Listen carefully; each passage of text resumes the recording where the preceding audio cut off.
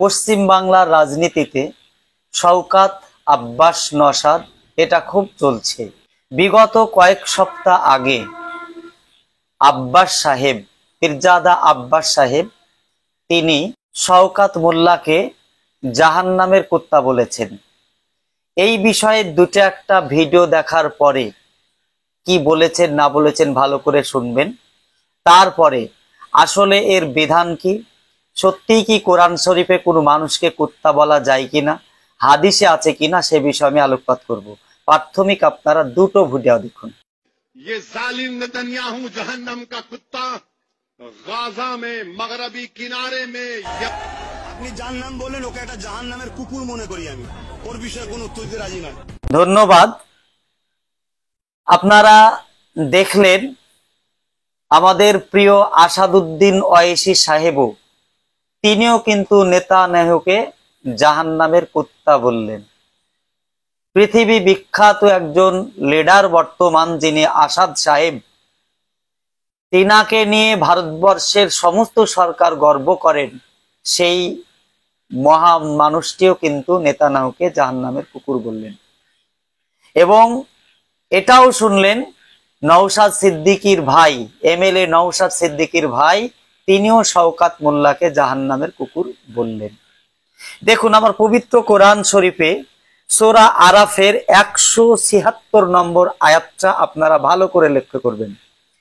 176 নম্বর আয়াতে আল্লাহ তাবারাক তাআলা পরিষ্কার কোরআন মাজিদের মধ্যে বলছেন, ওয়ালাকিন্নাহু আখাদাহু ইলাল আরদ, যে ব্যক্তি তার খাহিশটাকে জমিনের উপরে নিয়ে নেবেন, জমিনের দিকে সে সমস্ত কিছু লুটিপিটে খাবে যদি মানেনি, সেই রকম যদি হয় কেউ, ওয়াত্তাবাহাওয়া, এবং সে তার নিজের নাফসের উপর ইত্তেবা করবে, কোরআন হাদিসকে কে কোন রকম ভাবে মানবে না। আল্লাহ তাবারাক তাআলা কোরআনে বলছেন ফামাতালাহু কামাসালিল কালব, সেই ব্যক্তি হলো কুকুরের ন্যায়। যে ব্যক্তি কোরআন মানবে না, হাদিস মানবে না, লুটে পুটে খাবে, চুরি চামারি করবে, বদমাইশি করবে, ওয়াকাব সম্পর্কে বলবে না, ধর্মীয় কোনো জ্ঞান থাকবে না, ধর্মীয় কোনো লেবাস থাকবে না, ধর্মের কোনো ভিত্তি তার মধ্যে থাকবে না, সে আসলেই বাস্তবেই কুত্তা। এটা আল্লাহ তাবারাক তাআলা পবিত্র কোরআন শরীফে সূরা আরাফের 176 নম্বর আয়াতে কিন্তু ঘোষণা করলেন। এর সাথে আপনারা আরেকটি আয়াত দেখুন পবিত্র কোরআন শরীফের, সেটাও হলো আপনার 179 নম্বর আয়াত সূরা আরাফের। আল্লাহ তাবারাক তাআলা এখানে তিনি নিজে আল্লাহ তাবারাক তাআলা বলছেন, যদি আরবিটা বলতে অনেকটা দেরি হচ্ছে যার জন্য আপনাদেরকে সরাসরি আমি তর্জমাটা সরাসরি কোরআন হাতে নিয়ে কিন্তু আমি বলছি। আমি কিছু সংখ্যক জিন এবং মানুষ এমন আছে যাহাদিগকে আমরা জাহান্নামের জন্যই পয়দা করিয়াছি, তাহাদের দিল আছে কিন্তু উহার সাহায্যে তারা চিন্তা ভাবনা করে না, তাহাদের চোখ আছে কিন্তু উহারা তাহাদের দ্বারা দেখে না, তাহাদের শ্রবণ শক্তি আছে কিন্তু উহারা তা দ্বারা শুনে না, তাহারা আসলেই জন্তু জানোয়ারের মতো, বরং তাহারা তার হইতে অধিক নিকৃষ্টতম। আল্লাহ তাবারাক তাআলা পবিত্র আরাফ সূরার 7 নম্বর সূরার 179 নম্বরে আল্লাহ বললেন, যাদের কান আছে তারা শুনে না মানুষের চিৎকার, তারা শুনে না মানুষের দুর্দশা, যাদের চোখ আছে তারা দেখে না সামনে ডাকাতি, খুন খারাপি, চুরি রাহাজানি নানান কিছু হচ্ছে, তারা হলো জাহান্নামের নিকৃষ্টতম পশু, কুত্তার চাইতো খারাপ। এটা তো পবিত্র কোরআনের কথা রে ভাই। সেই হিসাবে নওশাদ সিদ্দিকীর ভাই আব্বাস সিদ্দিকী কোনো মানুষকে যদি কখনো বলে থাকে তার চরিত্রর গুণ বিচার করে যে সেই তার জাহান্নামের কুত্তা, শুধু জাহান্নামের কুত্তা না, জাহান্নামের নিকৃষ্টতম পশু যেটা শুয়োরও হতে পারে, এটা আল্লাহ তাবারাক তাআলা সূরাতে বললেন। আরেকটি আয়াত আপনাকে পবিত্র কোরআন শরীফ থেকে শোনাই, সূরা আনফালের আপনারা 55 নম্বর আয়াতটা দেখবেন। নিশ্চয় আল্লাহ তাআলার নিকটে জমিনের বুকে বিচরণশীল জন্তু জানোয়ারদের মধ্যে নিকৃষ্টতম হইতেছে সেই লোক যাহারা মহা সত্যকে মানিয়া লইতে অস্বীকার করিয়াছে, পরে তারা কোনো প্রকার তারা রেহাই পাবে না, তারা কোন রকম ভাবে জান্নাতও যেতেও পারবে না। সেসবে পৃথিবীতে সেই লোক সবচাইতে নিকৃষ্ট, পশুর চাইতেও নোংরা, যাদের কাছে ওহী আসার পরও মেনে নেয় না, যাদের কাছে ন্যায় আসার পরেও মেনে নেয় না, যারা চোখের সামনে দুর্নীতিগ্রস্ত তার প্রতিবাদ করতে পারে না, তারা পৃথিবীতে সবচাইতে নিকৃষ্টতম জন্তুর চাইতেও খারাপ। এটা আল্লাহ তাবারাক তাআলা কোরআন শরীফে সূরা আনফালের আপনার 55 নম্বর আয়াতে বলেছেন। পবিত্র কোরআন মাজিদে আল্লাহ তাবারাক তাআলা মানুষকে এবং বিভিন্ন বিষয়কে কেন্দ্র করে কুত্তা শব্দটা কোরআন শরীফে ব্যবহার করেছেন আল্লাহ 49টি জায়গায়। সেই হিসাবে আজকে আমাদের প্রিয় লিডার শওকত মোল্লা ইমাম সাহেবদেরকে তিনি যে ধর্মীয় জ্ঞান দিতে গিয়ে যে বিচার চেয়েছেন, আমি প্রিয় শওকত মোল্লাকে বলবো আপনি চরিত্র চেঞ্জ করুন। পবিত্র কোরআন শরীফে নানান আয়াত আছে। আজ সারা রাজ্যের সারা দেশের মুসলমানদের সয় সম্পত্তি দখল করার ষড়যন্ত্র করছে, আপনি কি করছেন? আপনার তো উচিত ছিল যে আজকে তার প্রতিবাদ করা, গর্জে ওঠা। আপনি আপনার স্বার্থে, আপনি আপনার ছেলে মেয়ের স্বার্থে আপনি রাস্তায় নামেননি। আজ গোটা পশ্চিম বাংলা জুড়ে আজকে এই বহরমপুরের ওয়াকাফ সম্পত্তি, যেটা মুর্শিদাবাদ জেলার বহরমপুরে, সেটা 200 বিঘা সম্পত্তি আজকে আপনার সরকারের তত্ত্বাবধানে সেটা দখল হওয়ার পর্যায়ক্রমে চলছে। সে হিসাবে আমি শওকত মোল্লাকে বলবো, আরো এমএলএ এমপিদের বলবো যে অবিলম্বে আপনারা ফিরে আসুন সত্যের দিকে, ন্যায়ের দিকে, তবে আপনারা বাঁচবেন ইহকাল পরকাল দুদিনে। সেই হিসাবে শেষ বেলায় গোটা পশ্চিম বাংলার জনগণ, গোটা পশ্চিম বাংলার আলেম সমাজের কাছে করেও জোরে প্রার্থনা করব, আজ নওশাদ সিদ্দিকী, আব্বাস সিদ্দিকী যে ভাষায় কথা বলছেন, ওদের অনেকগুলো ভুল ভ্রান্তি আছে, আমি মেনে নিলাম। তারা তো ভুলের ঊর্ধ্বে নয়। সেই হিসাবে তারা যে হক পথে লড়াই করার জন্য জাতির কথা বলেন, তারা যে সমাজের কথা বলেন, মসজিদ মাদ্রাসার কথা বলেন, ওয়াকাফের কথা বলেন, দুর্নীতির কথা বলেন, দুরাচারের কথা বলেন, আজ যে শক্তি দিয়ে মুসলমানকে উৎখাত করার ষড়যন্ত্র কেন্দ্র বিজেপিও করছে, রাজ্যের সিপিএম, কংগ্রেস, টিএমসি তারাও করে যাচ্ছে। অথচ এ জায়গায় আজ পর্যন্ত কোন আলেম সমাজ, এ জায়গায় আজ পর্যন্ত কোন রকম ভাবে বলিষ্ঠ আওয়াজ কিন্তু কেউ তুলতে পারেনি। তুলেছেন নওশাদ সিদ্দিকী, তুলেছেন পীরজাদা আব্বাস সিদ্দিকী। ধন্যবাদ জানাই তাদেরকে। তাদের ভুল ভ্রান্তি গুলো সমস্ত অবস্থায় সামনে নিয়ে এসে বিভ্রান্তি না করে, তিনি তো একজন দিনী ভাই, যদি কখনো ভুল ভ্রান্তি করেই থাকেন স্বাভাবিক, তাকে তার কাছে বসুন, বলুন, তার সংশোধন করুন, এ তো ইসলামে কোনো রকম বাধা নাই। সেই হিসাবে আজ আলেম সমাজকে দিয়ে যেভাবে বিভ্রান্তিমূলক বক্তব্য অনেক আলেম করছেন, অনেক সাধারণ মানুষ মুখে দাঁড়িয়ে আছে, টুপে আছে, আপনারা মনে করছেন আলেম। পশ্চিম বাংলায় আজ পর্যন্ত কোন আলেম নওশাদ সিদ্দিকীর ভাই পীরজাদা আব্বাস সিদ্দিকী শওকত মোল্লাকে কুত্তা বলেছেন জাহান্নামের। এই জাহান্নামের কুত্তা নয়, পবিত্র কোরআন শরীফে এই শব্দটাও আছে যে আল্লাহ তাবারাক তাআলা পৃথিবীতে যারা জ্ঞান থাকার পরেও, চোখ থাকার পরেও যারা শুনলো না, দেখলো না, মানলো না, নানান কিছু হলো না, তারা জাহান্নামের কুত্তা হবে না, জাহান্নামের তারা খড়ি হবে, পৃথিবীর সবচাইতে নিকৃষ্টতম বস্তু হবে জাহান্নামের। সেই হিসাবে তিনি এমন কোন বড় ভুল করে ইসলামে বড় চরম আঘাত ফেলে দিয়েছেন তেমনটা না। কারণ তিনি বলতে বাধ্য যে আজ এমএলএ শওকত মোল্লার দিকে চেয়ে আছেন বাংলার মানুষ, কিন্তু শওকত মোল্লা সাহেব একটা এমএলএর পিছে না লেগে, নওশাদ সিদ্দিকী নামক একটা এমএলএ আছে, তার পিছে না লেগে আপনাদের আরো তো এমএলএর জায়গাগুলো আছে, সেগুলো নিয়ে কাজ করুন। সে হিসাবে আমি পরিষ্কার, আজ মুসলমান সমাজের একটা দল থাকা দরকার ছিল। মুসলমান সমাজের চারিদিক থেকে আজ তারা কোণঠাসা হয়ে গেছে। সর্বোপরি শেষ একটা বার্তা ভিডিওর মাধ্যমে দিতে চাই সারা পশ্চিম বাংলার মানুষকে, সারা জনগণকে। আমরা একটা বিষয় বলি যে রাজনৈতিক আলাদা, ধর্ম আলাদা, এই বক্তব্য আমরা সাধারণ মানুষও করি, অনেক রাজনৈতিক লিডারও বলে, এবং অনেক রকমের আলেম সমাজের দুটো একটা টুটাফাটা আলেমও কিন্তু বিলে থাকতে পারে। আমার একটা প্রশ্ন পশ্চিম বাংলার আলেম সম্প্রদায়ের কাছে, আমার একটা প্রশ্ন পশ্চিম বাংলার সমস্ত মুসলিম সম্প্রদায়ের কাছে, যে ইসলাম ধর্মে, যে পবিত্র কোরআনে, যে পবিত্র হাদিসে তার স্ত্রীর সঙ্গে কেমন করে সহবাস করবে, তার স্ত্রীর কাছে কখন যাবে, কখন শুবে, সেইটা নিয়ে লিপিবদ্ধ করা আছে। সে কি খাবার খাবে সেটাও বলা আছে। কেমন করে পৃথিবীর সবচাইতে মানে যেটা কাজ একটা পায়খানা, সেটাও পেশাব পায়খানা কেমন করে করবে, তারও বিধান পবিত্র কোরআন হাদিসে আছে। আর এত বড় সাম্রাজ্য, এত বড় দেশ চালানোর কোনো বিধান নেই। পবিত্র কোরআনে হাদিসে দেশ চালানোর জন্য সিয়াসাত সম্পর্কে কিছু বিধান নেই। যেটা আছে সেটা নিয়ে লড়াই করুন, না হলে সন্ধির মতো চেষ্টা করে জাতির স্বার্থে, দেশের স্বার্থে, মানবতার স্বার্থে আপনারা এগিয়ে যান। এই প্রশ্নটা খাড়া করে রাখলাম। আগামী দিন আপনারা তার জবাব যোগ্য আলেমদের কাছে আমি প্রার্থনা রাখলাম। প্রিয় দর্শক শ্রোতা, আবারও সকলকে সম্মান জানিয়ে আজ বাংলার মাটিতে নওশাদ সিদ্দিকীর ভাই আব্বাস সিদ্দিকী এবং নওশাদ সিদ্দিকী, তারা দুইজন মিলে দেশ ও জাতির কথা বলতে যখন শুরু করেছে, আমাদের যখন সমস্যাটার কথা নিয়ে যখন তিনি চিন্তা ভাবনা করে সংসদ পর্যন্ত এগিয়ে নিয়ে গিয়েছে, তখন তাদের সমর্থন না করলেও তাদের নোংরা সমালোচনা থেকে দূরে থাকুন, বিরত থাকুন, এই অনুরোধ রেখে আবারও সারা বাংলার সমস্ত জনগণকে ধন্যবাদ জানিয়ে শেষ করলাম। জয় হিন্দ, ভারতবর্ষ জিন্দাবাদ। أو كما قال عليه الصلاة والسلام من بنى لله مسجدا فبنى الله له بيتا في الجنة أما بعد فأعوذ بالله من الشيطان الرجيم بسم الله الرحمن الرحيم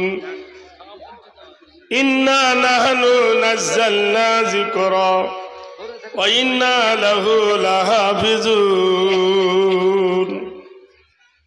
सद्दह मोहतरम फाजिलातुल शेख এই জলসার যোগ্যতম সভাপতি ও সহসভাপতি দামাদহু বরকতুল আলিয়া, উপস্থিত মঞ্চে বিজ্ঞাপিত প্রস্তাবিত আলামায়ে দ্বীন, সম্মুখ আবেগ ভরা শ্রোতা মণ্ডলী, অদূরে পর্দানাশী মা ও বোনেরা এবং স্নেহের ছোট বড় ভাইয়েরা, প্রত্যেককে ভক্তিপূর্ণ আবেগ ভরা ভালোবাসা ভরা সালাম জানিয়েছি। আর একবার দোয়ার জন্য বলছি, আসসালামু আলাইকুম। একটা কথা বলবো, যদি একটু রাখেন তো বড় ভালো হয়। আরবিতে একটা বাক্য আছে, বেয়াদব বেনসিব বাদব বানসিব।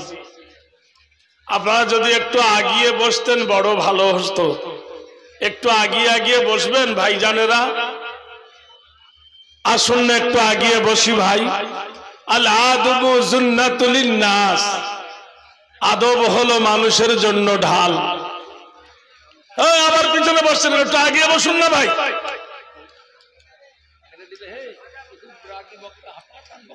আশ্চর্য কথা, জলসা শোনার নাম শুনে এসেছে, বাড়ি থেকে বলে এসছে জলসা শুনতে আসছি, আর এসে কেউ দাঁড়িয়ে থাকছে, কেউ পিছিয়ে বসছে।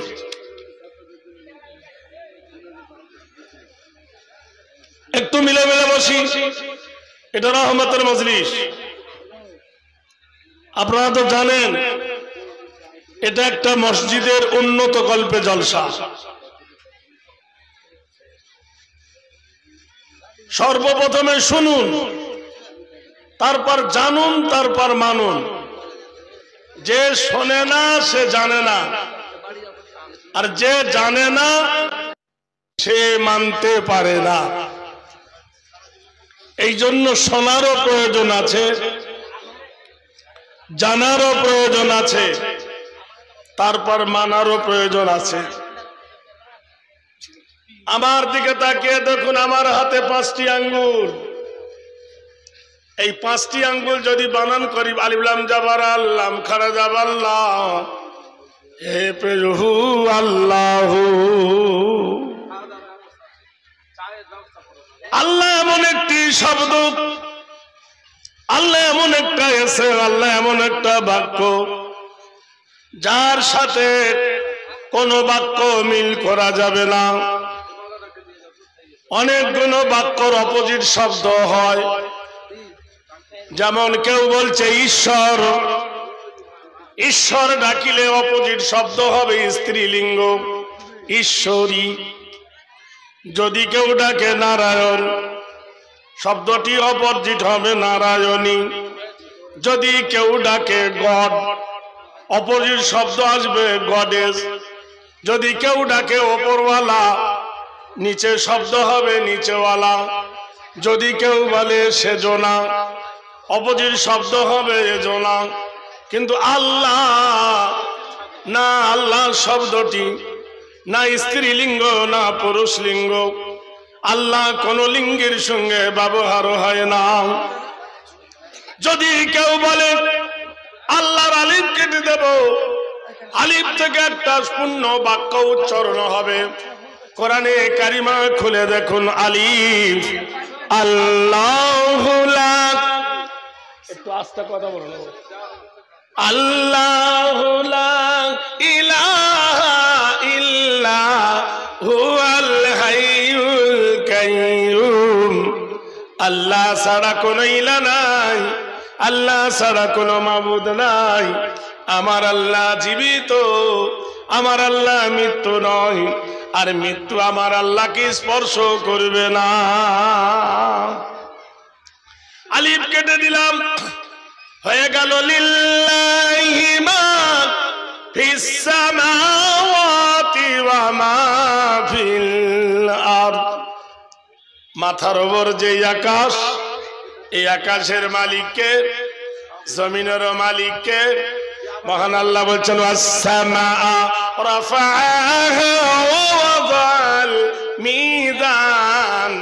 আমি তোমার মাথার উপরে শূন্যে নীল গগন টাঙিয়েছি, বিনা খুঁটি খাম্বার সাহায্যে ঝুলন্ত অবস্থায় মাথার উপরে আমি আল্লাহ পাক কুদরতি শক্তিতে আকাশকে আমি টাঙিয়েছি। সেই আকাশ কটা? আল্লাহ বলছেন, ওয়াবানাইনা ফাওকাকুম সাবআম শিদাদা। আমি তোমার মাথার উপরে 7 তব নিজ গগন টাঙিয়েছি, কোনো খুঁটি নাই, কোনো খাম্বা নাই। সেই আকাশের গায়ে রেখেছি আশ-শামসু ওয়াল কমারু বিহুসবানি ওয়ান নাজমু ওয়াশ-শাজারু ইয়াসজুদান। আমি আকাশের গায়ে একটা প্রজ্বলিত প্রদীপ তৈরি করেছি, সূর্য, আর একটা হলো চন্দ্র। যখন সূর্য উঠে যায়, সূর্য যখন প্রখর হয়ে যায়, তখন দিন হয়ে যায়। আর সূর্য যখন ডুবে যায়, আমি অন্ধকারের সাথে রাত্রি তৈরি করেছি, আর রাতের বেলা একটা প্রদীপ জ্বলে দিয়েছি, ওয়াকামারম মুনিরা, স্নিগ্ধ আলো আকাশে জেলে দিয়েছি।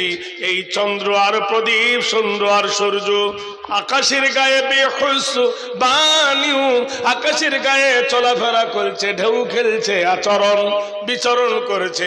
কখনো আকাশের সঙ্গে, কখনো চন্দ্রের সঙ্গে সূর্যের ধাক্কা লাগে না, আর কখনো সূর্যের সঙ্গে চাঁদেরও ধাক্কা লাগে না। অসংখ্য তারকা দিয়ে আকাশকে সুসজ্জায় সজ্জিত করে রেখেছি।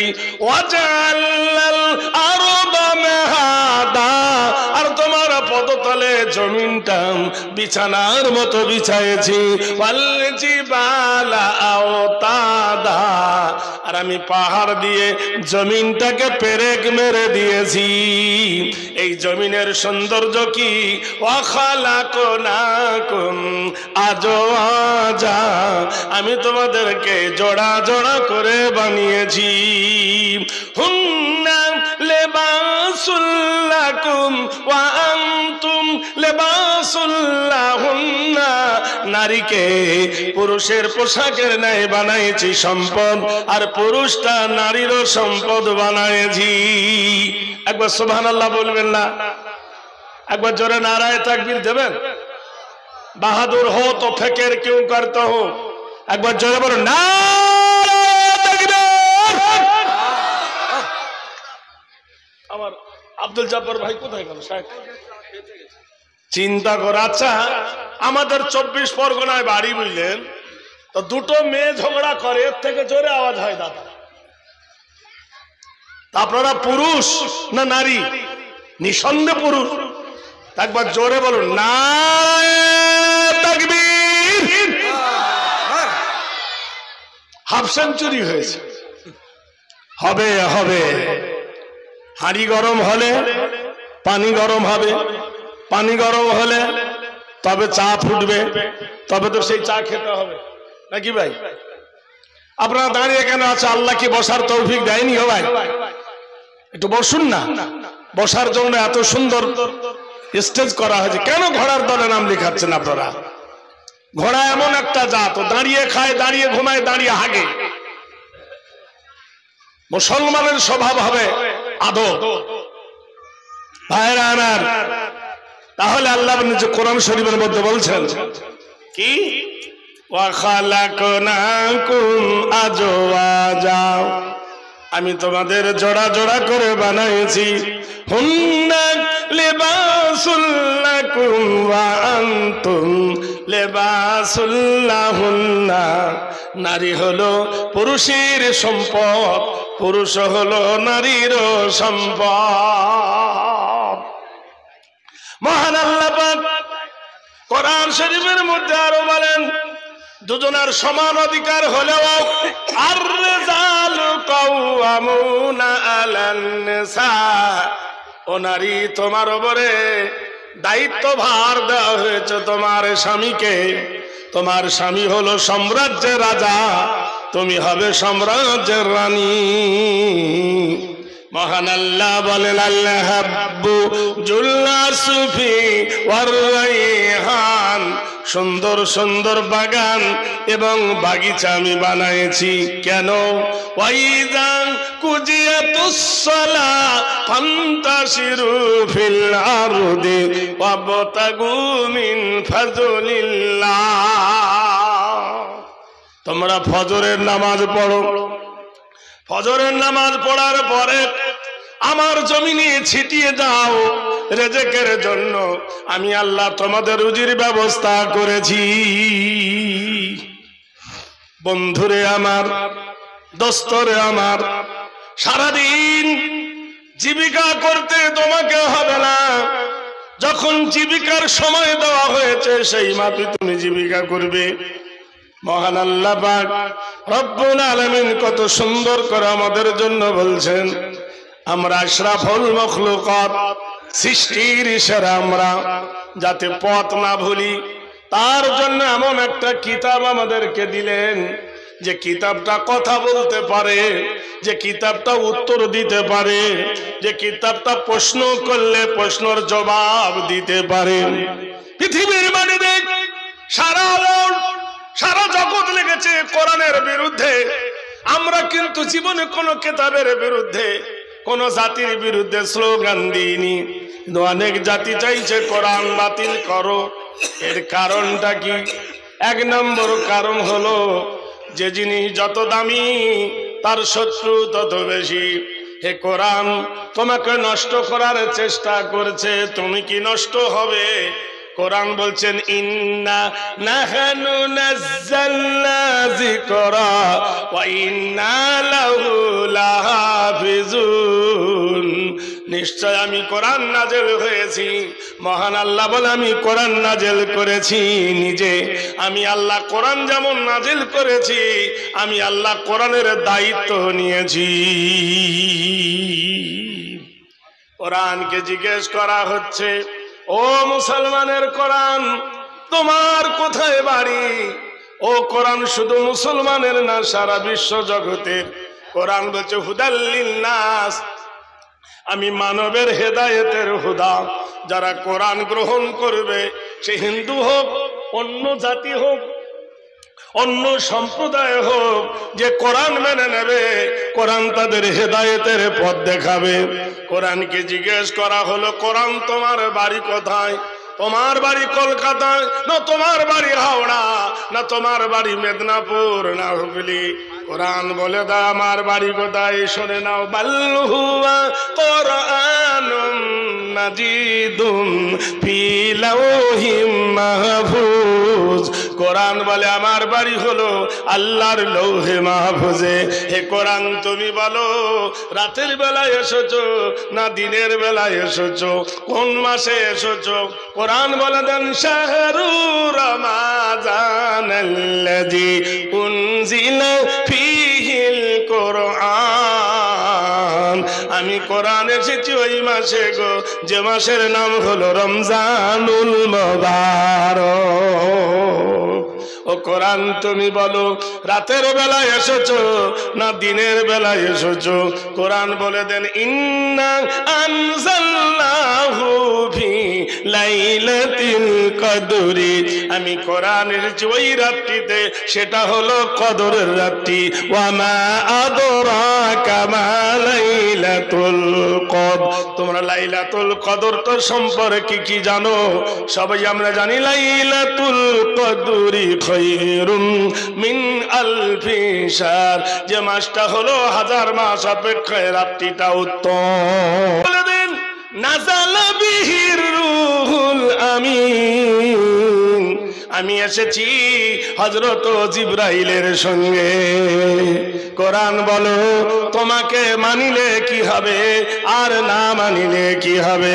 কোরআন বলে দেন ফামান তাবিআ হুদায়া ফালা খাউফুন আলাইহিম ওয়ালা হুম ইয়াহজানুন।